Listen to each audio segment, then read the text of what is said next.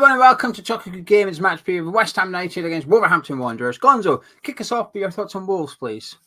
Yeah, I think they had quite a disadvantaged start to the season, actually. It has to be said. Only three main reasons for that, I think. Firstly, lost a really pivotal, crucial player, arguably their best player in Neves, to go to the Saudi League. But that sort of coincided with somebody who, the agent who's got part ownership of their club, George Mendes, I think his name is, certainly felt that he was involved in a lot of these Saudi deals as well. So I think it'd be hard to do that and not take your eye off the ball. So I think maybe they probably lost a little bit of direction there. And then they had a bit of managerial upheaval. And I've got to say, I thought it was the wrong thing to do.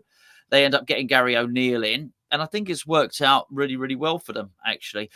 I thought because of all the three reasons I've suggested, I thought they might go down this season. I thought they were a contender to struggle, I have to be honest. And they're not. They're a, they're comfortable mid-table team. They are now. And that's where they'll remain. Look, don't get me wrong. The lads at the bottom, the newly promoted teams, are awful. But I still think even without them, I think Wolves would have enough about them to stay up anyway. And so I think they've really turned it around whilst losing some key players. And of course they've lost the one of the best players in Europe in Adama Traore as well. So he's obviously departed, so which is going to be a hindrance for any club. I mean, they're incredibly consistently inconsistent, if that makes sense. They're really good at home and really poor away from home. It's almost reliable that they're good at the Molineux and bad on the road. I think when the manager change came in the summer, and I know Lopetegui is held in high regard with a lot of people.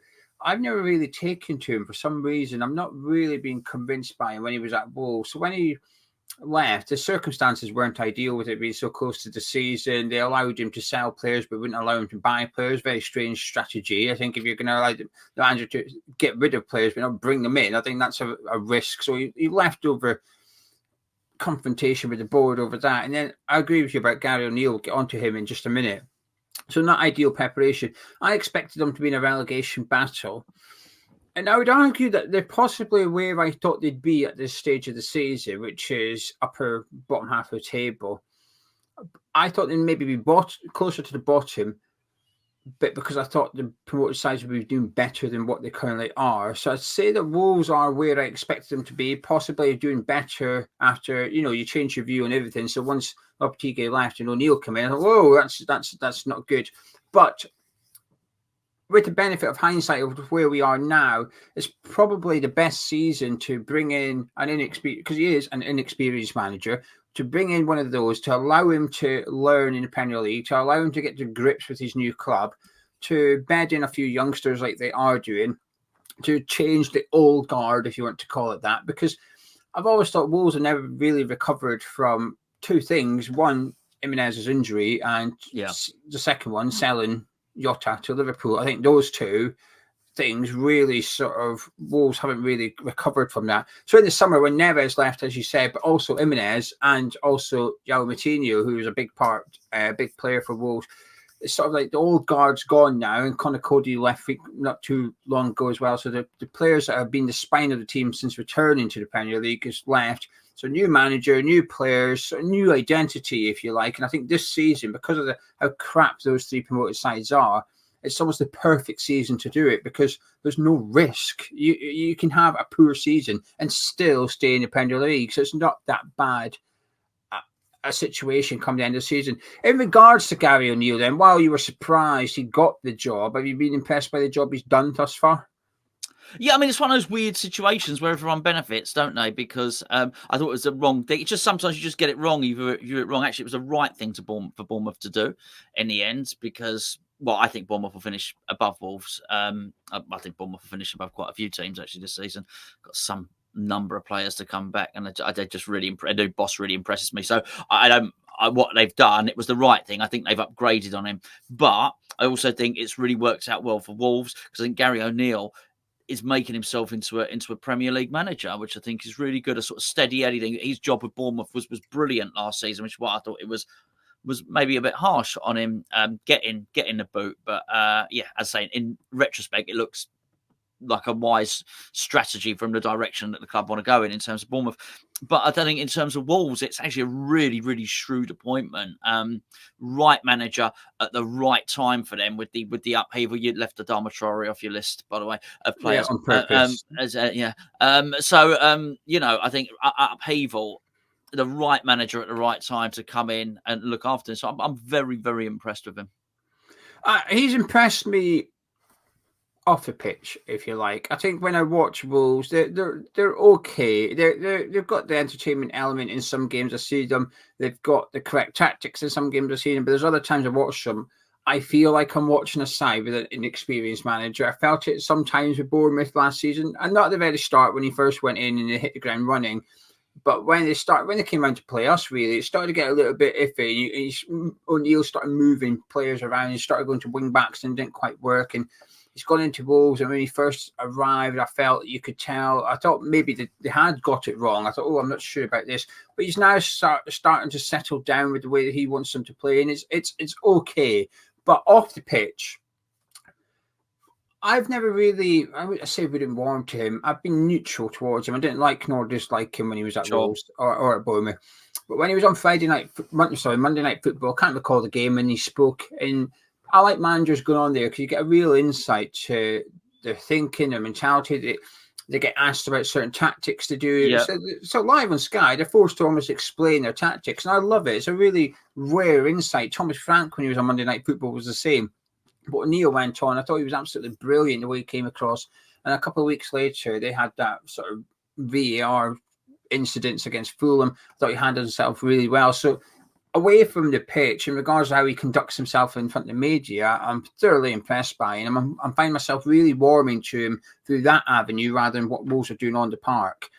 And because of that, I find myself rooting for Gary O'Neill. And of course, there's that sort of former West Ham connection.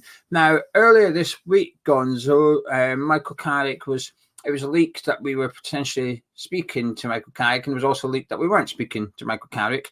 But one of the names that has also got thrown in the hat this week was Gary O'Neill. Is he someone that you'd maybe have an eye on this season to potentially replace Moyes? Should he go? No, I don't want that at all, actually, it has to be said. And I don't mean that to be disrespectful to either Gary O'Neill. I meant it. I wasn't being disingenuous. And so I've been really impressed. I think he's carving out a managerial career for himself. No, I just don't. I hadn't even thought about it. The moment you said it, I just sort of recoiled really and thought, no, I don't want that in any way, shape or form.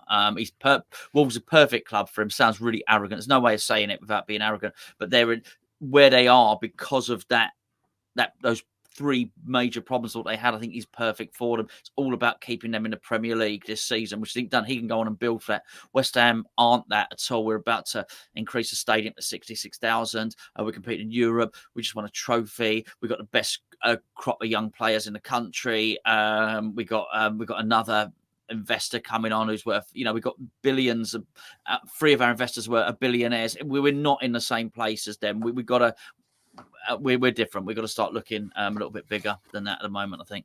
I think that's a very fair and measured response, actually. Gary O'Neill would be on my short list. He'd be someone I'd been monitoring between now and the end of the season and seeing how he goes. Thus far, like I said, he's impressed me off the pitch. On the pitch, Dewey's out for me.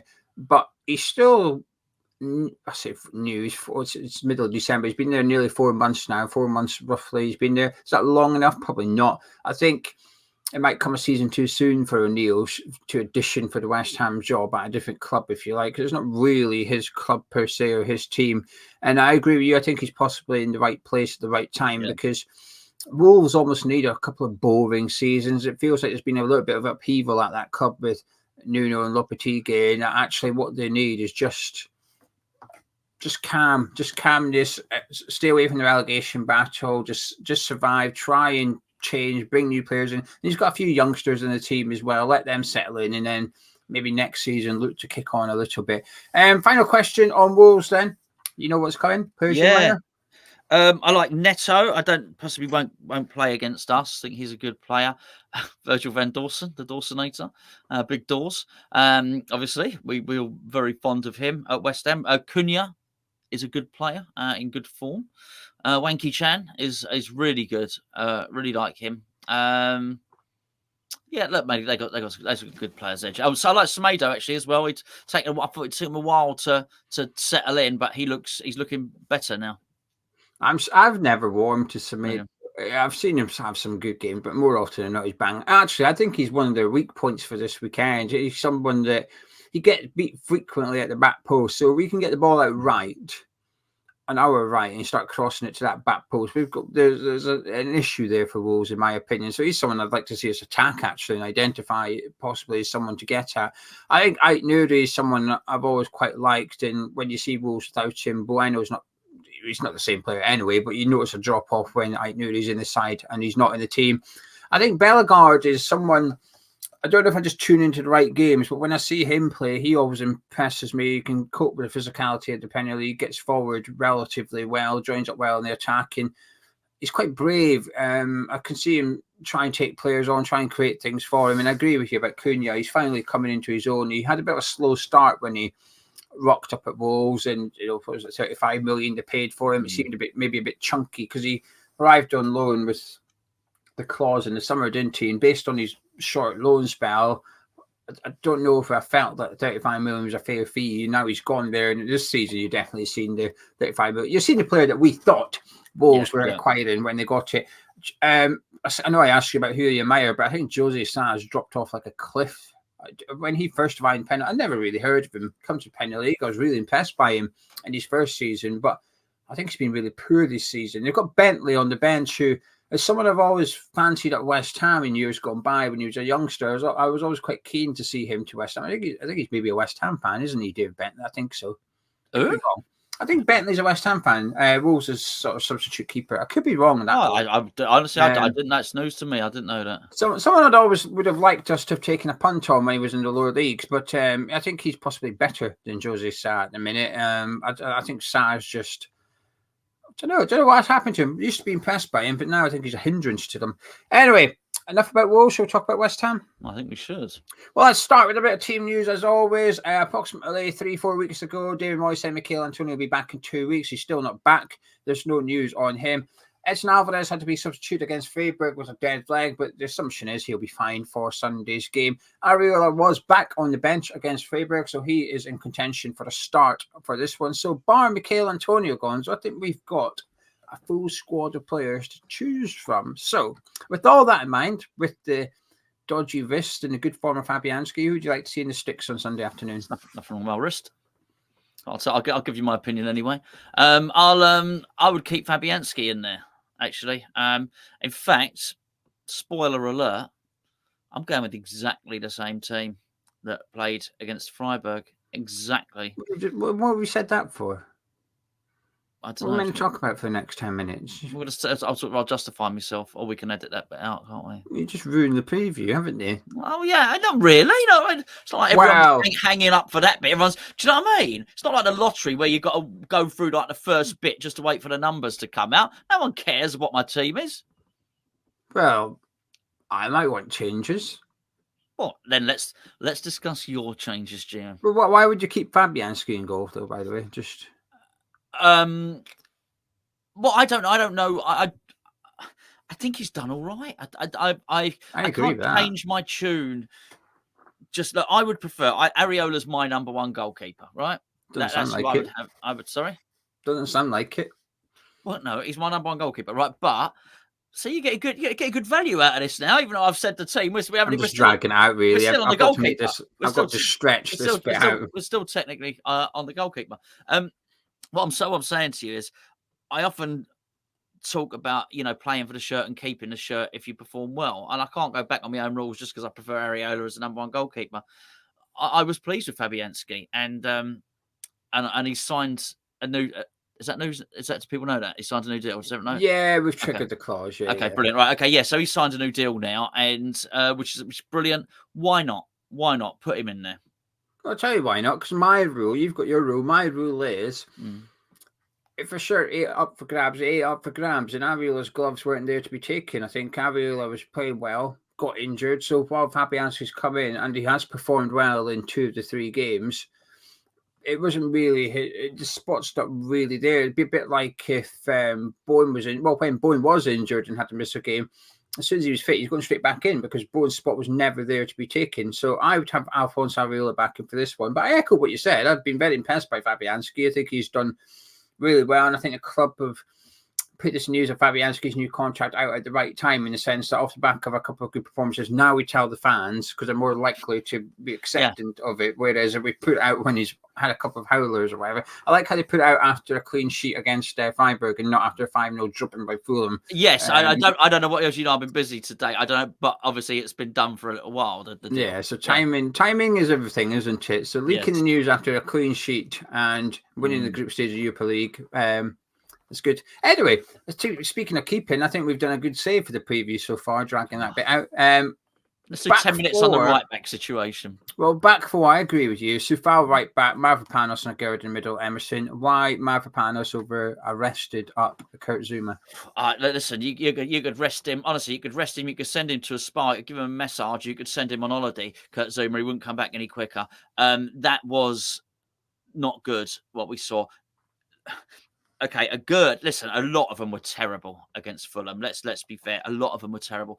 Gerd was worse than Zouma. For those of you, for those of you that know, on our Patreon player ratings, plug. Nathan Gerd got a lower score than Zouma for me. All right, that's how bad he was. However, form is temporary, injury is permanent, and unfortunately, that old saying. Yeah, it's a classic, isn't it? And he's just broken. He's just broken beyond repair. And I've got to say, I quite like what I see almost every time I see it of a Gerd and Mavropanos. It's the future, like garlic bread. Well, for the second time this month, I think Zouma's been robbed. First his gaff and now his shirt, because I would like to see Mavropanos in as well. I agree with you. I think as a partnership, they were impressive against Freiburg, but also, as discussed in the player ratings for Freiburg, plug. I was impressed by how we can use them players to build up attacks. Aguero with his passing and Mavropanos with his dribbling. And Wolves will sit back in this game. Wolves will want to play on the counter-attack. So I think the onus might be on us to attack. And I think Mavropanos and Aguero in for this one. And there's nothing wrong with Kurt Zouma. I still think, individually, I think Kurt Zouma is still our best centre-back in terms of ability. But in terms of when you take everything else into consideration, which is fitness and partnerships and whatnot, I think maybe at the minute Mavropanos and Aguero might be my favourite one. So I'm going to go for that. Actually, just on that, which is giving me, I've only thought of it now as you're speaking. We do have to consider that Dawson, and from set pieces as well, is going to be a pain in the arse, and possibly Kurt Zouma's our best jumper. Oh, plug. Zouma, apart from this, Kurt Zouma's our best jumper. Yes, this is our Kurt Zouma's our second best jumper. This is our best one. You better hammerschatstore.com, order it now and you'll get it before Christmas. So maybe that might be a cause for concern in terms of selecting the back line. Moving into midfield, well, I know what you're going to do. Alvarez, Souček and Ward-Prowse. How do you know? Just gassed. That is true. That's true. But in the same thing, the same little cheeky Ward-Prowse up the top, number 10, not a number 10 role. That's what I think I'll be doing. Yeah, and Alvarez sort of next to Souček rather than behind Souček. Obviously, Wolves will line up differently and they'll have quite a narrow attack and they'll have three in attack as well. So that part of the pitch will be congested at times. But I agree with you. I mean, to be honest with you, there's not really any alternatives. It's not. Alvarez, Souček, but it's not like we've got someone on the bench who might be able to take their places, and there's just no. No. Let me just make that point. I would drop Souček. I really would, and play Paqueta and move Paqueta into the middle. I would do that, but there's nobody on the left wing that's better than Paqueta, even though I don't want Paqueta there. Do you know what I mean? They're all worse. So it is. This is it. This is. I'm convinced it's our best 11 now. What you might well have is if we get a striker in, then that throws a fox into the hen house in that sense, because you may well find actually possibly then Bowen or Kudus maybe better on the left than Paqueta, and he moves in the middle. But there's nothing to even consider here. So yeah, I think it has to be the same. And I agree with your attack as well. Kudus, Bowen, and Paqueta. again, picks itself. Very little options available to Moyes, quite frankly. Hey, this is an interesting period. This is the first time in a long time you haven't said Maxwell Cornet to start. I feel sorry for the fella, really. Bless him. He came on for 5 minutes at the end. He miscontrolled it. He must be under so much pressure to do something. Having been under pressure, having got the assist, having sort of won the game against Paqueta, to then be given even less minutes. And then it was almost... So when you only got 5 minutes, you might touch the ball once or something like that. Now, actually, he was going to go on and touch it a little bit more than that. But all the pressure's on. And, of course, he couldn't quite trap the ball when it went out for a throw-in. And honestly, I really felt from him, it's no time to impress at all, is it? So, no, I'm not gonna put him in, but it ain't my fault. Don't blame me. If I was manager, I'm just winding you up. No, I know it's fine. I'm not suggesting you are, but if I was manager, he'd have had more minutes, but by now, and he would be an option. Well, there you go. Me and Gonzo got matching teams. Let us know the team you want to see start. Not what you think, Moyes. What you want to see. We don't care about what we do. We'll do what Moyes will do in another video. But in this video, we want to know what you'll do. Get it in the comments.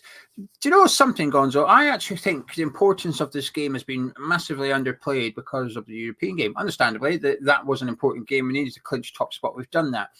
However, going into the Fulham one, there was this quite self-inflicted importance that it was a big game because we could go 6 in the Premier League. Well, actually, I think that still remains. The possibility of going 6 this weekend is still there because while we host Wolves, Man United play Liverpool, Arsenal play Brighton, and then Newcastle's the one with a better fixture out of the 3 of them, which is at home to Fulham.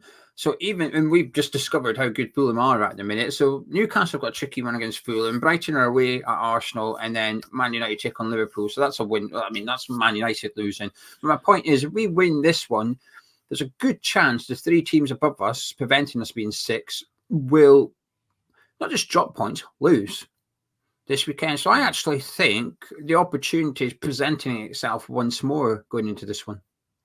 Yeah. I think so as well. I really do. And it's that case of, one win makes everything look all right because we haven't been that bad this season. We've given ourselves the springboard. We're doing okay. We really are. And, despite how crap we were against Fulham, as far as I could see, that little period we just had of about 3 games, whatever it was, that little congested period for the whole of the Premier League where we went, weekend, midweek, weekend. As far as I could see, the only team that didn't really come a crop up were Aston Villa. All the other big teams had an unfavourable result, it seemed. And, Newcastle, who are obviously much lauded, Newcastle got an absolute thumping. I think, a thumping at the hands of Tottenham, who we'd just beat. And so it was all topsy-turvy. I mean, Man City only just beat Luton, but they'd lost the game before. And Arsenal had lost as well. There's all this stuff going on. Just beat Luton, last-minute winner. Just beat Luton, which was reason enough for Arteta to get that pesky, those upstarts. How dare they be promoted and challenge the mighty Arsenal? Slapped them down, didn't he? Arteta, he showed them who was boss. There's no doubt about that. And so everybody has had these sort of ups and downs within that period. So it doesn't look too bad. It's not irretrievable, basically. We can retrieve it with a good win. So, yes, it is an important game. And I've got to say, winning Europe, win a league game, it looks pretty good. It really does. And we need to harvest victories now with the African Cup of Nations going up because, like yourself, I'm concerned about the loss of Kudus, Well, if you at home think you can predict the outcome of Arsenal taking on Brighton, Newcastle taking on Fulham, and of course West Ham taking on Wolves, and excellent news because those 3 teams are included in Golden Goals this weekend. What is Golden Goals? It's a free-to-play game on BetMGM. Now, BetMGM is a betting app, so please bet responsibly, but you do not have to deposit any money to get involved in this competition. Use the link that's in the description below, sign up, and then you can play Golden Goals for free. Now, while the big jackpot is 2 million, a few weeks ago, only 2 people got 3 correct scores. So they shared the $5,000 between them. So they got $2,500 each for correctly predicting 3 correct scores. Over the last few weeks, if you can get 3 correct scores, you will win some money. The 5,000 gets split between everyone that predicted 3 correct scores. So if you're thinking, I can predict 3 correct scores, then excellent. You're probably going to win some money. you can predict all 6. Well, excellent. You're sharing that £2 million jackpot, and you're probably not sharing it with anyone. No. Keep it all to yourself. So anyway, Golden Goals is on the BetMGM app. The link's in the description. You must use that link so that Hammers Chat get credited with your download and sign up. But like I said, it's a gambling app. If you do want to deposit money, deposit £10, you get £40 in free bets, but you do not need to put any money in order to play Golden Goals. Gonzo, are you confident? Not for Golden Goals. I know you're not confident for that, but for West Ham beating Wolves. I was going to say I can't predict three correct Premier League results. That's been tried and tested over time. I'm not, but I should be, and that's just my West Hamitis getting the better of me. I was reading some stats. Oh, that's not like you. I know. Now, what is like me is I can't actually remember the stats, but I remember the gist of them, right? So these are statistics without them being statistics. Wolverhampton Wanderers don't win on Sundays. I don't know what statistic you were going to come out with, but it was not Wolves playing on a certain day of the week. No, that's it. They don't win on Sundays. They score lots of goals though, so they don't get involved in many 0-0 draws. So basically, I think it's going to be a high-scoring game, but West Ham might win. Well, that's an interesting analysis there. So Wolves don't win on Sundays. They score lots of goals, and as a result, you think we'll be all right. Well, I'm just looking at it now. Wolves. Let me tell you the stats. You want the stats? I'll give you the stats. West Ham have won their last 3 Premier League home games against Wolves. Wolves are without a win in their last previous 10 league games played on a Sunday. There you go. Only Brighton, Liverpool, and Tottenham have scored in more Premier League matches this season than Wolves. How do you like that? Interesting. I didn't know that, to be fair. So I've learned something new listening to you for the last minute. So I don't normally do the statistics section. No. I think it might become a bit of a feature, actually. Well, you might as well contribute something since you didn't contribute anything with your team. I didn't, did I? No, there you go.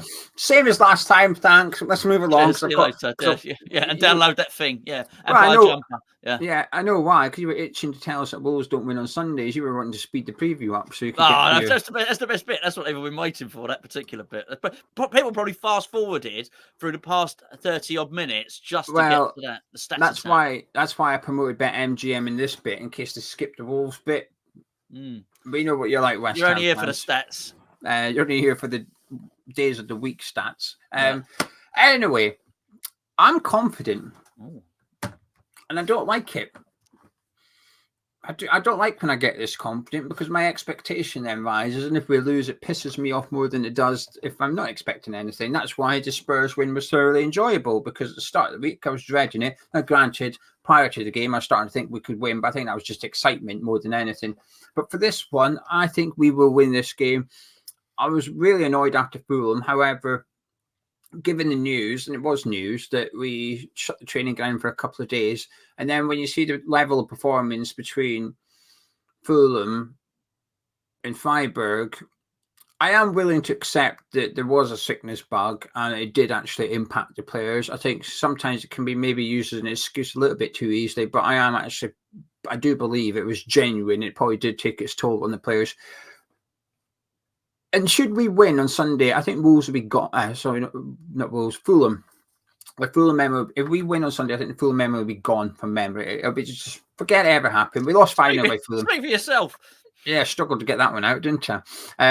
But it'll be forgotten about. Let's move on. Hopefully we'd be 6th in the league. Looking forward to the Carabao Cup quarter-final. And it's important to get points on the board because, like you said, we've got African Nations Cup coming up, where we'll lose Kudus and Agerd, possibly a couple of others, but it's unlikely.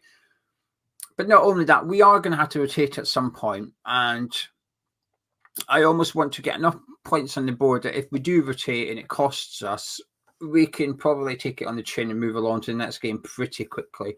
So it's quite an important game here, and we often have an opportunity presented to us to move up, and I know we don't always take them. We certainly didn't against Fulham. I think we're going to get another one this weekend because Arsenal play Brighton, Newcastle play Fulham before we play on Sunday, so we will know their results. So we will know if we win, we will go up to. Can we do golden goals after they've played then? No, unfortunately not. And for some reason, the Liverpool Man U game's not in golden goals. I thought it would be because I feel like that's a hard game to predict. Maybe they've decided Made it's it not easy this for weekend. us. Yeah. Anyway, can I get any final words, Gonzo, as well as your all-important score prediction, please? Yeah, look, big game. It's about extracting that last ounce of life out of Mohammed Kudus before he goes to the African Cup of Nations. Of course, outwardly, we will all be wishing Ghana the very best and a long, extended run in the tournament, while secretly hoping they get knocked out before they get out the group stages. But I would, because we just really want to see him back as early as possible, really, don't we? Really important game for him. Important game for the club. I don't think we can do this, but I mean, if we just could get a lead in this game, a decent lead, that allowed David Moyes to make some subs, so it'll then allow us to take midweek seriously. That would be absolutely brilliant. I don't think it will happen, but that would be like that would top the perfect day for me, really. I'm going to go with West Ham 2. Wolverhampton Wanderers, I can't play on Sunday 1, but with a big headed bosh of a goal from Virgil van Dawson. I'm going to say 2-1 as well, actually. So we're agreeing on scores for like the third or fourth game in a row here. We need to stop this. Have we got any of them right? No.